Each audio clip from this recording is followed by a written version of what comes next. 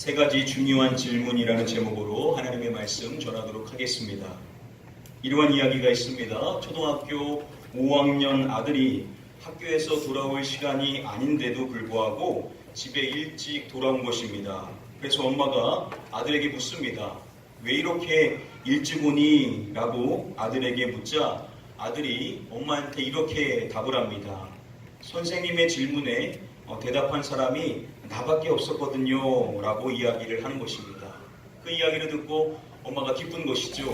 아들이 선생님의 질문에 혼자 답해가지고 칭찬을 받았구나 라고 생각을 한 것입니다. 자, 그래서 엄마가 아들에게 다시 묻습니다. 질문이 뭐였는데? 라고 다시 묻자 아들이 엄마한테 이렇게 답변을 하는 것입니다. 교장 선생님한테 지우개 던진 사람이 누구냐가 질문이었어요 라고 이야기를 한 것입니다.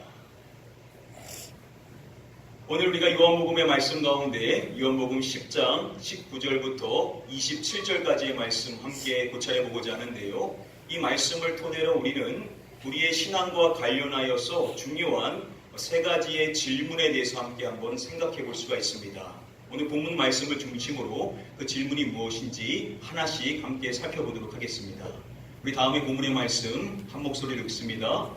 이 말씀으로 말미암아 유대인 중에 다시 분쟁이 일어나니. 유대인 중에 분쟁이 일어나니라고 말씀해 주죠. 그 분쟁이 일어난 원인을 이야기할 때 이 말씀으로 말미암아라고 설명합니다. 바로 예수님께서 앞서서 해주신 말씀들로 인하여서 그들 사이에 분쟁이 일어났었던 것입니다. 그 말씀들 가운데 마지막 부분의 말씀만 보시면은 예수님께서는 자신의 목숨을 버리시는 것에 대하여서 말씀을 해주셨습니다. 또한 그것과 더불어서 그 목숨을 다시금 얻는 것에 대하여서도 이어 말씀을 해주셨던 것입니다. 자, 이러한 말씀들로 인하여서 그들 사이에 분쟁이 발생했었던 것이죠. 그 분쟁의 내용이 무엇인지 이어지는 말씀을 밝혀줍니다. 먼저 20절 말씀 보시면은 그 중에 많은 사람이 말하되 그가 귀신 들려 미쳤거늘 어찌하여 그 말을 듣느냐 하며. 사람들 가운데 다수의 사람들의 의견이 이와 같았던 것입니다.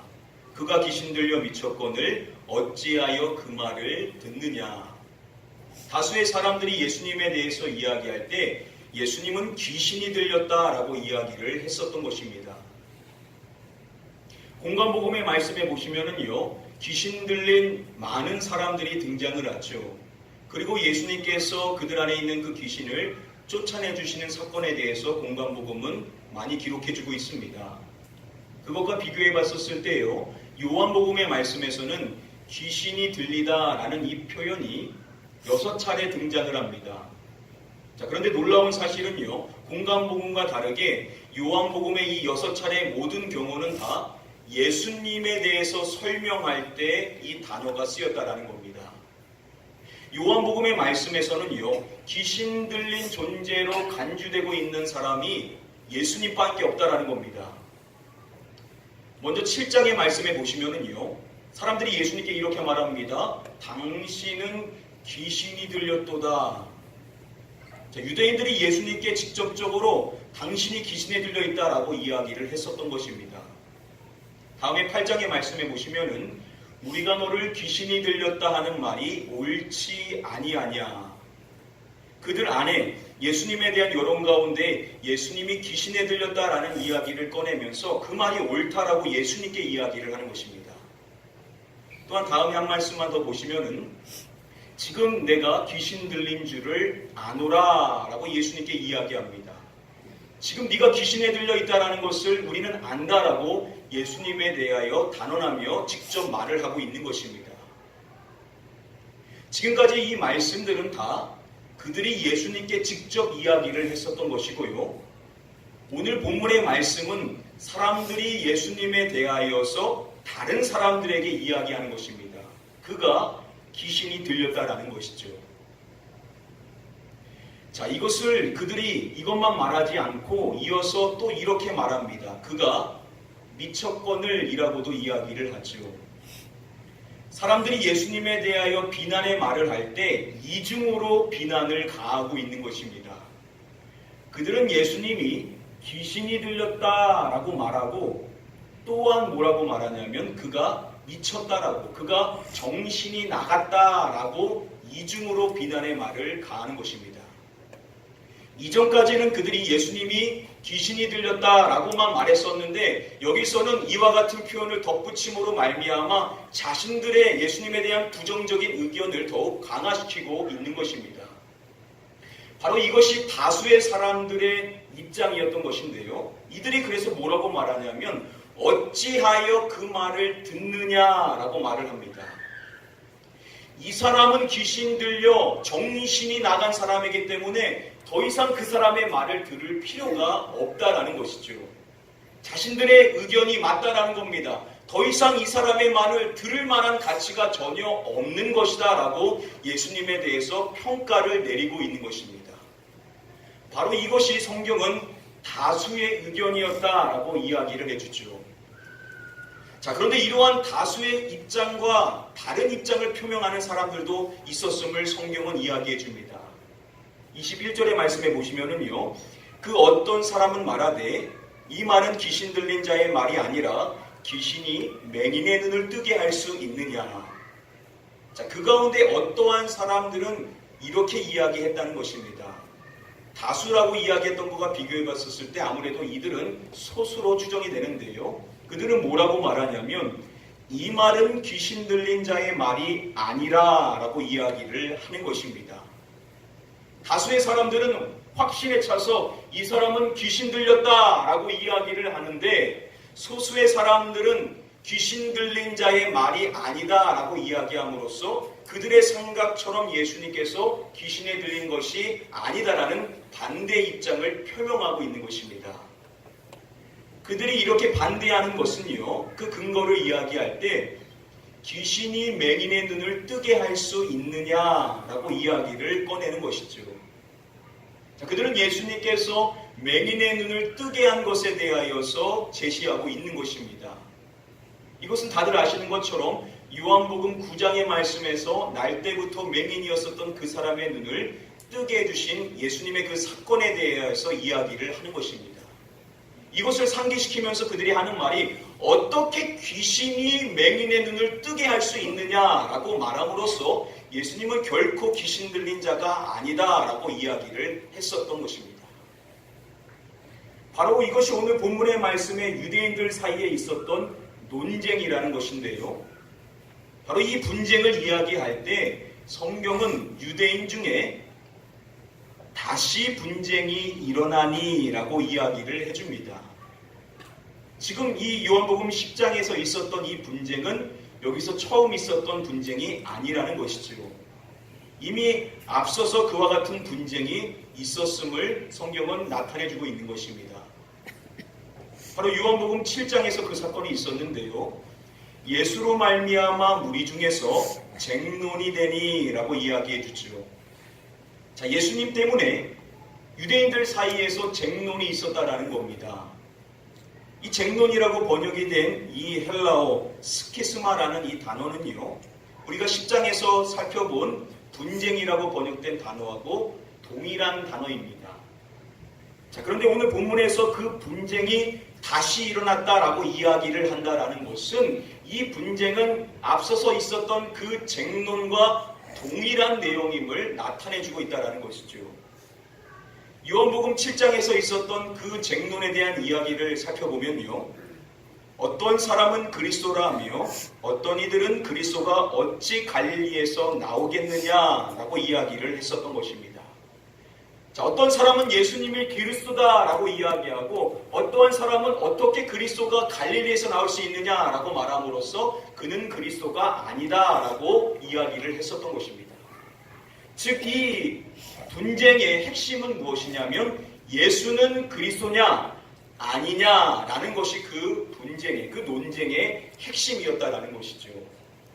자, 이러한 점에서 봤었을 때 지금 이 쟁론이, 이 분쟁이 오늘 본문의 말씀에서 다시 일어났다라고 이야기를 한다는 것은 오늘 이 요한복음 10장에서 일어났었던 이 분쟁의 핵심 역시도 동일하다라는 것이죠. 예수는 그리스도시냐 아니냐라는 핵심을 가지고 이와 같은 분쟁을 사람들이 펼쳤다라는 겁니다. 자, 그런데 그들 가운데 다수의 입장은 무엇이냐? 예수는 그리스도가 아니다라는 것이죠.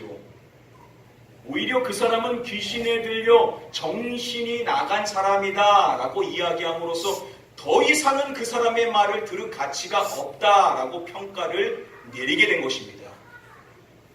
그의 반면에 소수의 사람들은 귀신이 맹인의 눈을 뜨게 할 수가 있느냐라고 이야기함으로써 반대의 입장을 펼쳤던 것입니다. 여러분, 구약의 말씀이 메시아가 오셔서 하실 일들로 예언했던 것 등의 대표적인 일이 무엇입니까? 바로 맹인, 눈먼 자의 눈이 밝아지게 되는 것이 바로 메시아께서, 그리스도께서 오셔서 하실 일로 대표적으로 제시해주고 있는 것입니다. 자, 이러한 점을 고려해 봤었을 때 반대 입장을 펼치는 자들이 예수님께서 맹인의 눈을 뜨게 한 것에 대하여 이야기하면서 예수님을 옹호하고 있다라고 한다는 것은 예수님을 누구로 보고 있다라는 것이겠습니까? 예수님을 그리스도로 그들은 간주하며 이와 같은 의견을 펼치고 있다라는 겁니다. 정리하면요, 지금 이 분쟁 가운데 다수의 사람은 이제 결론을 내린 겁니다. 그 결론은 뭐냐? 예수는 그리스도가 아니라는 것이죠. 그는 그리스도이기는커녕 귀신 들린 정신 이상자다라고 결론을 맺은 것입니다. 자, 그런데 여전히 소수의 사람들은 예수님께서 그리스도다라는 입장을 고수하고 있었던 것입니다. 여러분, 이 사건이 우리에게 시사해주는 내용이 무엇일까요? 윌리엄 핸드릭슨에 따르면요, 이 사건이 우리에게 제시해주는 것은 그 사람이 누구든지 예수님과 관련하여서 이 둘 중에 하나의 입장에 설 수밖에 없다라는 것을 우리에게 시사해주는 것이라고 윌리엄 핸드릭슨은 설명을 해줍니다.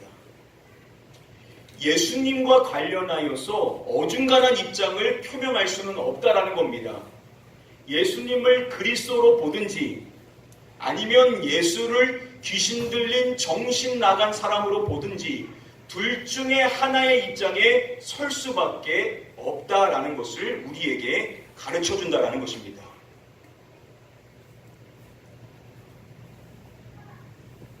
최고의 기독교 변증가로 여겨졌었던 C.S. 루이스는요, 자신의 책 순전한 기독교라는 책에서 이와 같은 이야기를 했습니다. 인간에 불과한 사람이 예수와 같은 주장을 했다면 그는 결코 위대한 도덕적 스승이 될 수가 없다. 그는 정신병자일 것이다. 이제 여러분은 선택을 해야 한다. 이 사람은 하나님의 아들이다. 그게 아니라면 미치광이거나 그보다 못한 인간이다. 당신은 그를 바보로 여겨 입을 틀어 막을 수도 있고 아니면 그의 발 앞에 엎드려 하나님이요 주님으로 부를 수도 있다라고 이야기를 해줍니다. 제가 군생활을 했었을 때 제 고참 가운데 한 명이 자신은 예수님을 도덕적 스승으로 여긴다라고 말하면서 불교에 심취해 있는 사람이 있었습니다. 그러니까 마치 자신은 종교에 아주 관대한 사람인 것처럼 저한테 자랑하듯이 이야기를 했었던 것인데요. C.S. 루이스에 따르면 절대 그러한 입장은 성립될 수가 없다라는 겁니다. 여러분, 만약에 예수님께서 그냥 하나의 도덕적 인간, 그냥 인간에 불과한 존재라고 한다면 그분은 미치광이일 수밖에 없다라는 겁니다. 정신병자일 수밖에 없다라는 것이죠. 어떻게 여러분 일반 사람이 내가 목숨을 버리고 다시 얻는다라는 이야기를 할 수가 있냐라는 겁니다. 어떻게 예수님이 그냥 일반 사람이라고 한다면 예수님이 하셨던 말씀들을 감히 할 수가 있겠냐라는 것이죠. 저와 여러분들이 만약에 예수님을 누구로 생각하느냐, 둘 중에 하나밖에 없다라는 겁니다. 그런데 명확한 사실은 뭐냐? 성경이 증언하는 명확한 사실은 예수님은 하나님의 아들, 즉 그리스도이시라는 것이죠. 네. 그렇다고 한다면 저와 여러분들은 둘 중에 하나의 선택을 해야 된다는 겁니다. 예수님을 그냥 정신병자로 여기고 무시할 것인지 아니면 그분을 하나님의 아들로 여기며 그분을 그리스도로 고백하며 살 것인지 둘 중에 하나의 길을 선택할 수밖에 없다라는 것입니다. 만약에 저와 여러분들이 예수님을 누구로 보고 있느냐? 지금 저와 여러분들에게 예수님이 질문한다고 한다면 저와 여러분들에게 있어서 예수님은 누구이시라는 것이죠. 우리는 이 둘 중에 하나의 입장에 설 수밖에 없다라는 것이 오늘 성경이 우리에게 이야기해주고 있는 사항이라는 겁니다. 만약 저와 여러분들이 예수님을 그리스도로 모시고 있다고 한다면 우리는 그분을 경배하고 그분을 주인으로 모시고 그분의 영광을 나타내며 살아가는 삶을 마땅히 살아가야만 한다라고 우리에게 말씀해 주시는 것입니다. 아멘. 오늘 이 시간에 계신 저와 여러분들 모두는 예수님을 그리스도로 모신 자인 줄 믿습니다. 아멘. 그렇다고 한다면 저와 여러분들은 그분을 경배하고 그분을 주인으로 모시고 그분의 영광을 나타내며 살아가야 하는 그러한 진정한 그리스도인의 삶을 살아가시는 저와 여러분들 다 되게 되시기를 주님의 이름으로 간절히 축복하며 축원드립니다. 아멘. 우리 다음에 본문의 말씀 함께 한 목소리로 읽어보도록 하겠습니다. 예루살렘에 수전절이 이르니 때는 겨울이라 예수께서 성전한 솔로몬 한각에서 거두시니. 오늘 말씀은 시간의 변화와 또 장소의 변화를 이야기해 줍니다. 먼저 예루살렘에 수전절이 이르니라고 이야기를 해주죠. 이 수전절이라는 것은요, BC 164년경 유다 마카비가 군사를 일으켜서 수르아 군대를 물리치고 성전을 정결케 했었습니다. 바로 이 수전절이라는 것은 이 날을 기념하는 날에 해당이 됩니다. 램지 마이클스에 따르면은요, 여타 다른 절기와 마찬가지로 이 절기 역시도 메시아에 대한 그 갈망하는 마음이 커지게 되는 그러한 시기였다라고 설명을 해줍니다. 그러니까 그리스도가 오실 것에 대하여 고대하고 있는 그러한 시기였다라는 것이죠. 자, 그러한 시기에 예수님께서 성전한 솔로몬 행각에서 거니셨다라고 이야기를 해주는 것입니다. 그리스도가 오실 것을 고대하고 있는 그러한 갈망의 마음이 커져 있는 그 시점에 예수님께서 수많은 사람들이 왔다 갔다 하는 그러한 솔로몬 행각에서 거니시고 계셨다라고 성경은 밝혀주는 것입니다. 자, 그때 어떠한 일이 있었는지 성경은 이어지는 말씀에서 이렇게 이야기를 해줍니다. 유대인들이 에워싸고 이르되 당신이 언제까지나 우리 마음을 의혹하게 하려 하나이까? 그리스도이면 밝히 말씀하소서 하니. 갑자기 유대인들이 예수님을 에워싸는 것입니다. 그리고 예수님께 이렇게 말하는 것이죠. 당신이 언제까지나 우리 마음을 의혹하게 하려 하나이까? 그들은 예수님께서 자신들의 마음을 의혹시킨다라고 이야기를 하는 것입니다. 그러면서 하는 말이 그리스도이면 밝히 말씀하소서라고 이야기를 꺼내는 것입니다. 더 이상 우리를 의혹시키지 말고 명확하게 이야기해달라라고 예수님께 이야기를 하는 것이죠. 제임스 보이스의 설명에 따르면요, 지금 이들은요, 자신이 예수 그리스도를 그리스도로 모시지 못하는 것, 그리스도로 믿지 못하는 원인이 누구에게 있다라고 이야기하는 거냐면 바로 예수님께 있다라고 이야기를 하는 것입니다. 예수님께서 명확하게 이야기를 해주지 않기 때문에 자신들이 믿지 못하는 것이다 라고 그 비난을 예수님께 돌리는 것이죠. 원인이 예수님께 있다라는 겁니다. 그렇게 예수님께 자신들의 불신의 원인의 탓을 돌리고 있는 그들에게 예수님께서는 이렇게 말씀을 해주십니다. 예수께서 대답하시되 내가 너희에게 말하였으되 믿지 아니하는도다. 내가 내 아버지의 이름으로 행하는 일들이 나를 증거하는 것이거늘. 예수님께서 그들에게 이렇게 말씀하시죠. 내가 너희에게 말하였으되. 예수님께서는 이미 그들에게 말씀하셨다라는 겁니다. 그들이 원하는 방식이 아니었을지 모르지만 예수님은 충분히 그것에 대하여 말씀해 주셨다라는 것이죠. 자, 그런데 그들의 반응이 무엇인지를 밝혀주실 때 믿지 아니하는도다 라고 말씀해 주시는 것입니다. 이것은 현재 영어로서 지금도 그들이 믿지 않는다라는 겁니다. 예수님은 충분히 말씀해 주셨는데 그들이 믿지 않고 있다라는 것이죠. 그리고 또한 말씀해 주실 때 내가 내 아버지의 이름으로 행하는 일들이 나를 증거하는 것이거늘 이라고 말씀을 해주십니다. 또한 자신이 행하는 일들이 자신에 대하여서 증거하는 것이다 라고 예수님께서는 더불어 밝혀주시는 것입니다. 여러분, 지금까지 예수님께서 얼마나 많은 놀라운 표적들을 행해주셨습니까? 그 행하시는 모든 일들이 예수님께서 그리스도이심을 친히 증거해주고 있다라는 겁니다. 자, 그럼에도 불구하고 그들이 선택하는 길이 뭐냐? 그들은 예수님을 믿지를 않는다라는 겁니다. 그들은 자신들의 불신의 원인이 예수님께 있다라고, 예수님이 명확하게 이야기해주지 않기 때문에 우리가 믿지 못하는 것이다라고 예수님께 탓을 돌리지만 그것은 사실이 아니라는 것이죠. 예수님은 이미 충분히 그들에게 말씀해 주셨고 자신이 행하는 모든 이들이 그것을 증언해주고 있음에도 불구하고 그들이 믿지 않고 있다라고 말씀해 주심으로써 문제의 원인은 바로 그들 자신에게 있다라는 것을 그들에게 말씀해 주시고 있다라는 것입니다. 경영 전문가인 공병호 씨가 자신의 책 대한민국 기업 흥망사라는 책에서 몰락하는 기업의 공통적인 특징 중에 하나로서 이것을 제시해주고 있습니다. 바로 문제의 원인을 외부에서 찾는다라는 점을 제시해줍니다. 문제의 원인을 외부에서 찾게 되면 그 기업은 몰락하기가 쉽다라는 겁니다. 여러분, 그래서 세상 사람들도요, 심리학에 대해서 말할 때 문제의 원인을 외부에서 찾지 말고 내부에서 찾으라, 나에게서 찾으라 라고 이야기하지 않습니까? 가족 안에 문제가 있으면 그 가족의 문제를 다른 사람에게 두지 말고 바로 나에서부터 그 문제를 규명해야 된다라고 세상 사람들도 이야기를 합니다. 여러분, 그런데 하물며 우리 믿는 신앙인이 문제의 원인을 어떻게 외부에서 찾고 문제의 원인을 다른 사람에게서 찾으려고 할 수가 있냐는 것이죠.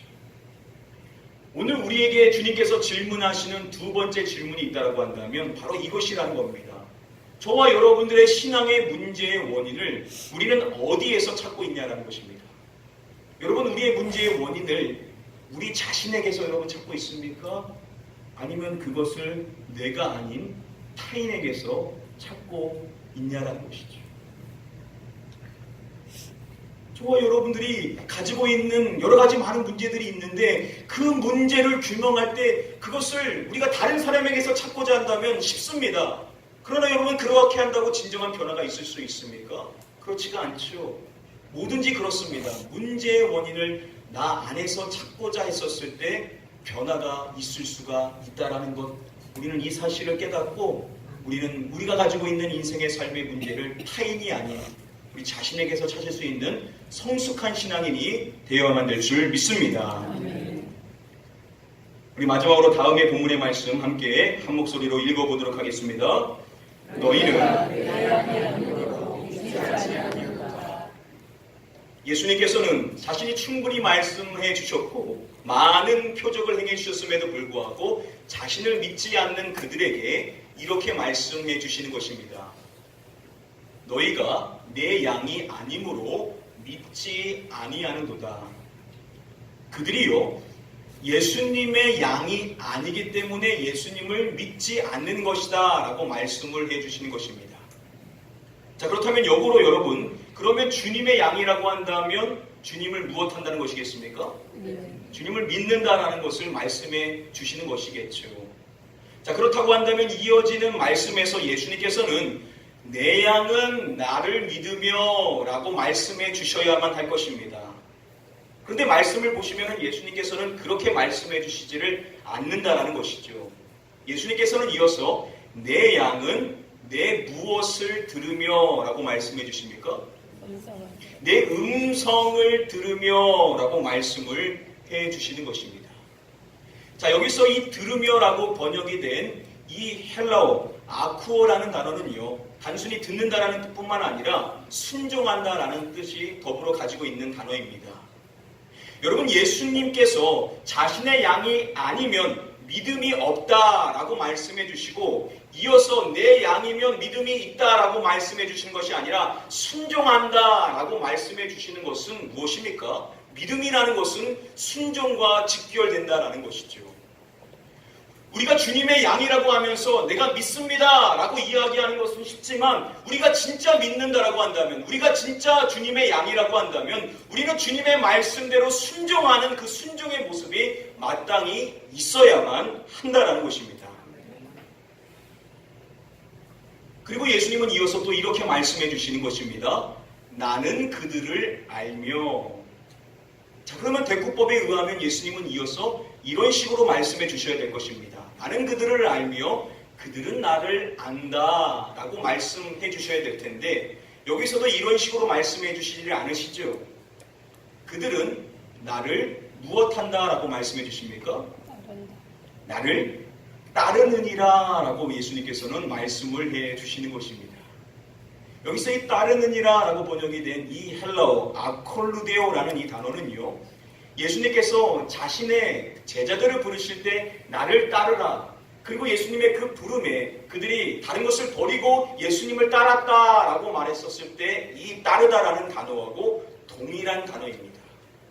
이 요한복음에서 이 아콜루데오라는 단어는 제자의 삶을 살아가는 것을 나타내주는 대표적인 단어입니다. 여러분, 무엇을 이야기하는 것입니까? 우리가 주님의 양이라고 한다면, 지금 우리가 목재 되신 예수 그리스도를 안다라고 한다면 우리는 그분을 압니다 라고 말하는 것으로서 족하지 않는다라는 것이죠. 우리는 그분을 따르는 삶, 즉 그분의 제자의 삶을 살아가는, 그분이 걸어간 자취를 따라 살아가는 제자의 삶을 살아가야만 우리가 진정으로 주님의 양이다라는 것을 증명하며 살 수 있는 것이다라고 우리에게 가르쳐 주시는 것입니다. 우리가 마지막으로 질문해 봐야 될 중요한 질문은 저와 여러분들은 주님의 진정한 양이냐는 것입니다.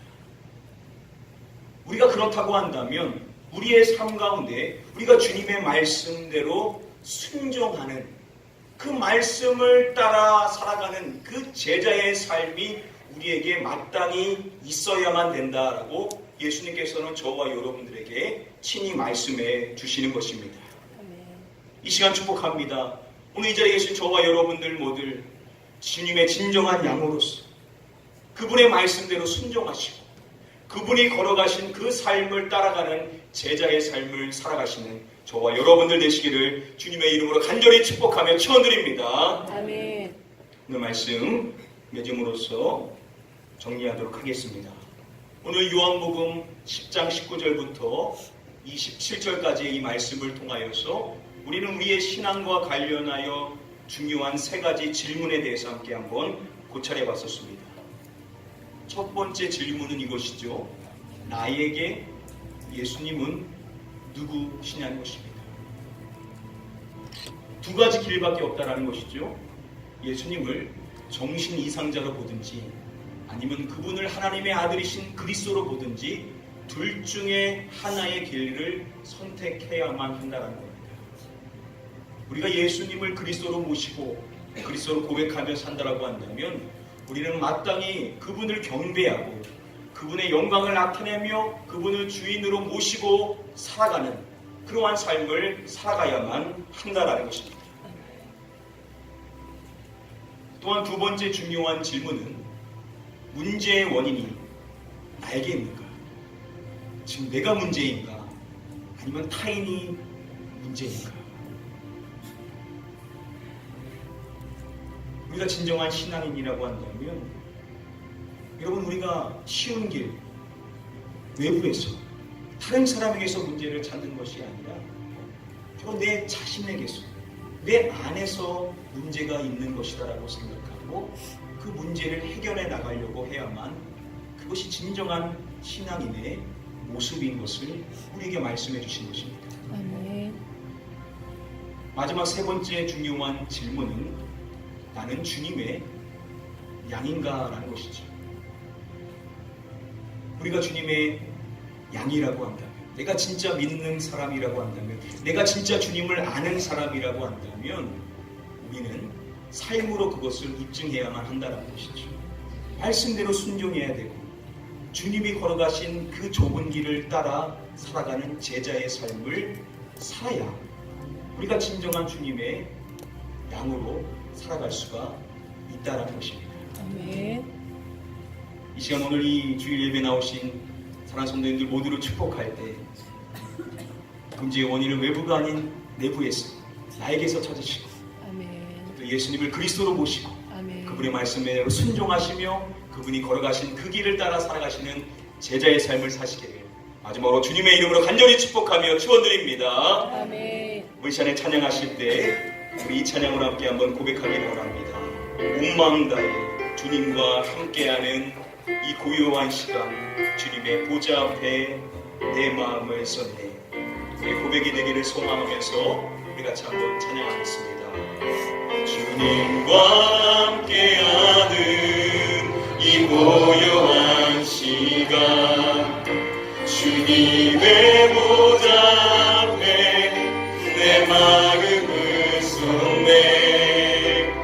모든 것 아시는 주님께 감출 것 없네. 내 맘과 정성 다해 주 바라나이다. 염려하잖아도 내 쓸 것 아시니 나 오직 주의 얼굴 구하게 하소서. 이해할 수 없을 때라도 감사하며 날마다 순종하며 주 따르오리다. 온 마음 다해 사랑합니다. 온 마음 다해 주 알기 원하네. 내 모든 삶 당신 것이니 주만 섬기니 온 마음 다해 온 마음 다해 온 마음 다해 사랑합니다. 온 마음 다해 주 알기 원하네. 내 모든 삶 당신 것이니 주만 섬기니. 두 손들과 함께 찬양하겠습니다. 온 마음 다해 온 마음 다해 사랑합니다.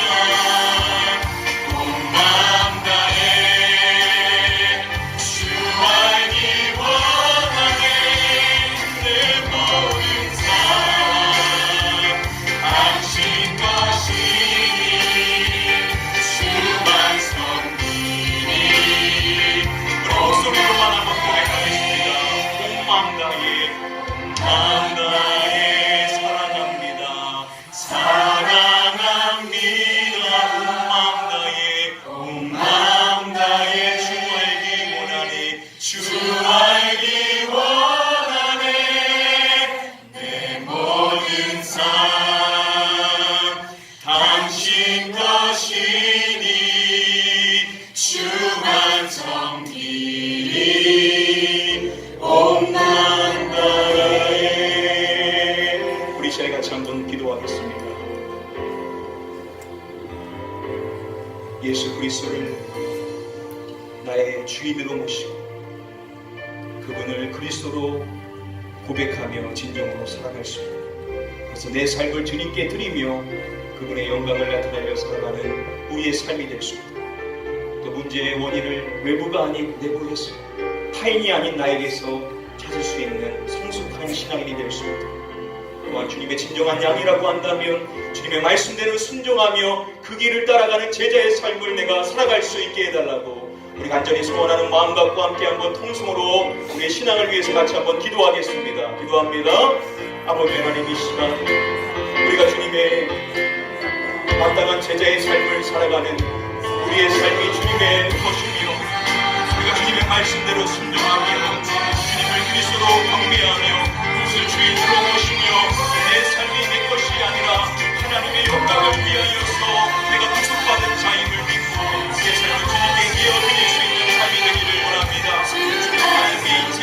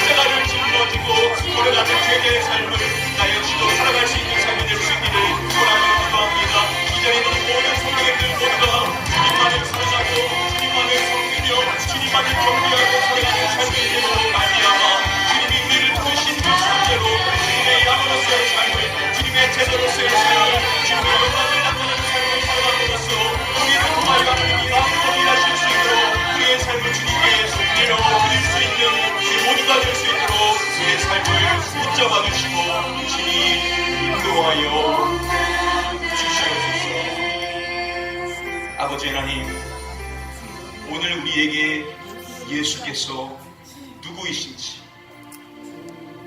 우리가 진정으로 예수님을 그리스도로 모신다라고 한다면 내 삶은 내 것이 아니라 주님의 것이요 주님의 영광을 위하여서 주님께서 핏값으로 사셨다라는 것을 기억하고 우리의 모든 삶을 통하여 주님의 영광을 드러내고자 소원하며 살아가는 저희 모두가 마땅히 되어야만 될 줄 믿습니다. 우리 인생에 산재한 많은 문제들, 그 문제들을 우리가 규명하고 살아갈 때 그것을 외부에서 타인에게서 찾을 것이 아니라 내부에서 나에게서 찾을 수 있는 성숙한 신앙인이 됨으로 말미암아 나를 통하여 진정한 변화를 주님께서 일으키실 수 있도록 주님께 쓰임받는 성숙한 삶을 살아갈 수 있는 저희 모두가 될 수 있도록 크신 은혜를 베풀어 주시옵소서. 우리가 주님의 진정한 양이라고 한다면 내가 주님을 믿습니다, 내가 주님을 압니다 라고 말하는 것으로 끝날 것이 아니라 그분의 말씀대로 순종하고 그분이 걸어가신 그 좁은 길을 따라 살아가는 제자의 삶을 마땅히 살아가야만 될 줄 믿사오나니 우리의 삶을 통하여 주님의 말씀들이 나타나게 하시고 우리의 삶을 통하여 예수 그리스도의 향기가 나타날 수 있도록 앞으로의 우리 모든 삶이 제자도의 삶으로 걸어나갈 수 있도록 우리의 삶을 친히 인도하여 주시옵소서. 믿고 감사드리오며 이 모든 말씀 우리의 구원자 되시는 예수 그리스도의 이름으로 기도드립니다. 아멘.